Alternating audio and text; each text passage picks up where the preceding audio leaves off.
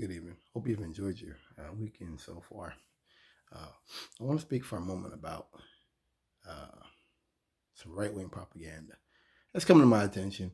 Um, I often say I don't like to dwell on this stuff, but I think it's important for us to pay close attention to this type of stuff. So, CNN ran a report about a former state senator, Scott Jensen, pushing a bizarre urban myth. He said, "What about education? What are we doing to our kids? Why are we telling elementary kids to choose their gender this week? Why do we have litter boxes in some of the school districts so kids can pee in them because they identify as a furry? We've lost our minds. We lost our minds. Um, this is false. No one's doing this." And Lauren Boebert told an audience in her home state of Colorado that educators are, quote, putting litter boxes in schools for people who they identify as cats. At the same time, Ed Thielander, Republican congressional candidate in Maine, touted the same myth, later acknowledged his myth. I don't want apologies. I don't really like apologies. You know what I mean? On one hand, I feel like white supremacy is based upon standing on what you say. So if a person says something and they get confronted and they back down, then they've lost. White supremacy is about I'm preserving the America I believe in. So I'm going to go out and do stuff. If people confront you and you back down, then there's like zero on the scoreboard. There's no you didn't achieve anything. There's no goal. But I do think that the whole idea of this is questioning the systems. It's just like saying that they're pushing critical race theory, which no one's posting. That's a lie. That's for grad students. That's a complete lie, and we know that now. This is the same thing. This is just it's a little different because this is going into the whole narrative of sexualizing children. That they're sexualizing them and they're making them to where they're not going to know what they want to be as adults. They'll be weak, and so they'll be Democrats. This is dangerous. That's the issue. I wouldn't want an apology even if I could. I think it's extremely dangerous, and I think it's irresponsible of public officials to talk in such a manner because you are actually like every time you bring this kind of stuff, you're saying that they are kind of like actively sexualizing kids. Like there's an active effort to do this when you're talking about putting litter boxes in schools. Um, what's another one? There's people who think, and I used to be this way, that going after Alex Jones is dangerous because you start to go into the free speech realm, and I think people don't want to do that because when you talk about okay, this whole era of post-Trump, January 6th, and now Alex Jones facing his judgment day, these suits he's lost, thank God. There's a discussion of what do we do in the future, and are we going to have more laws, more rules, more controls, which we know will eventually affect the left because the left has been, and will be the people who question the very nature of our country, of our economy, of the way we do business, of how climate change is getting worse.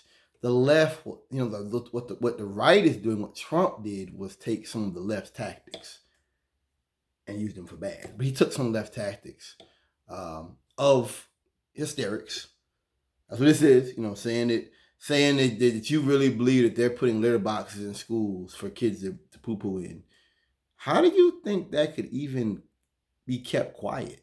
I mean, that's my question for the Trumpers, for people who believe in Pizzagate and all this pedophile shit. How do you think anybody could keep that quiet?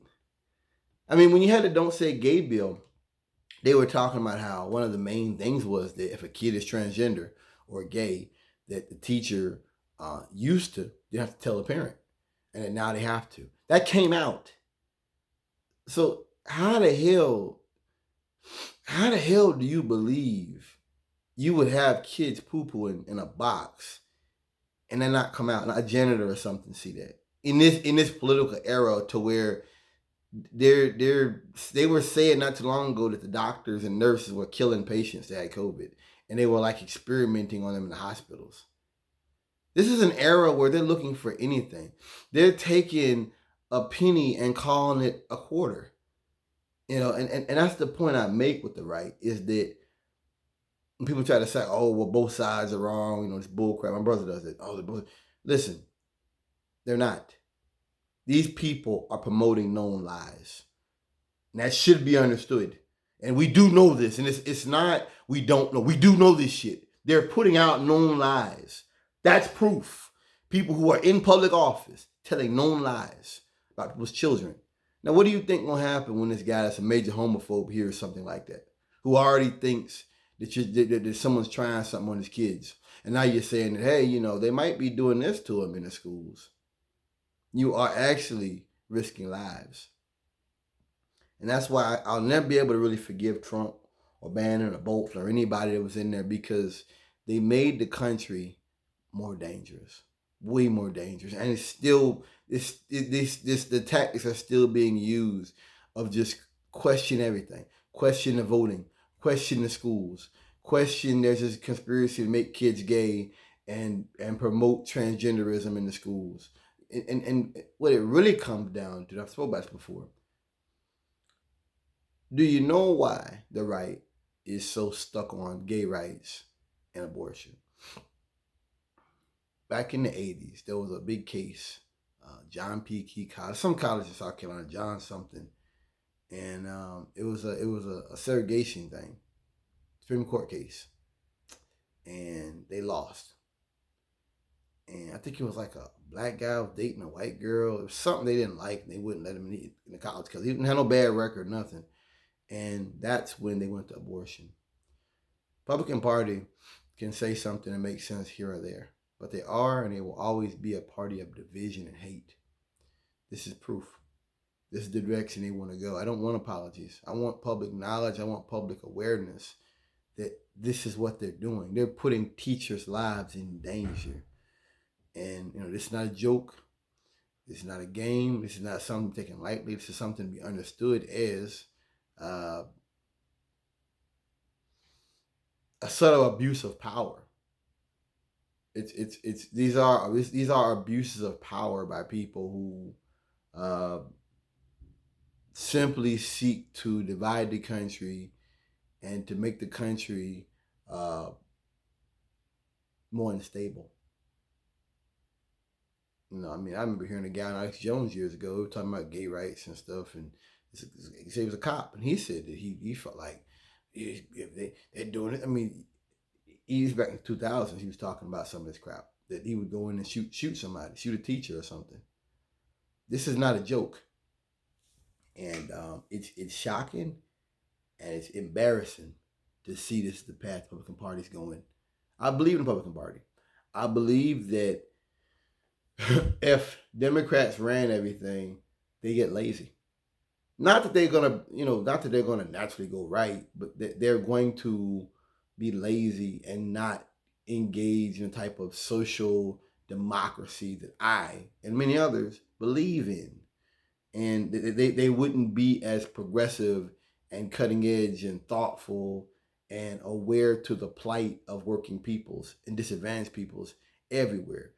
I believe if the Republican Party, they would just be like, they would basically, there'd be no AOC. There'd be no Ilhan Omar. Like you'd have a bunch of like Nancy Pelosi would be like the average age of people in Congress if they're no Republicans. I believe that. I've said it before that when I look at the Congress and I look at Nancy Pelosi talking, I think to myself that politics really jumped an entire generation. I'm not saying things have been better, but like my mom's era, like they're not represented at all, really. James Clyburn, Nancy Pelosi, Chucky Schumer, like these are fossils. These are people that should have retired years ago. They have no connection to our current plight and our current reality for many people. Republican Party keeps them honest because the Republican Party makes them, be connected. People say when Nancy Pelosi and Democrats kneeled after George Floyd got murdered, they didn't mean anything. To me, it did. You could say it was optics, but I think that because I think that 20 years ago, if a cop killed a black guy like that, even on camera, I think I think people would acknowledge it was wrong, but I think it'd be we back to blue. We were back. Like, I think there was more of a blind.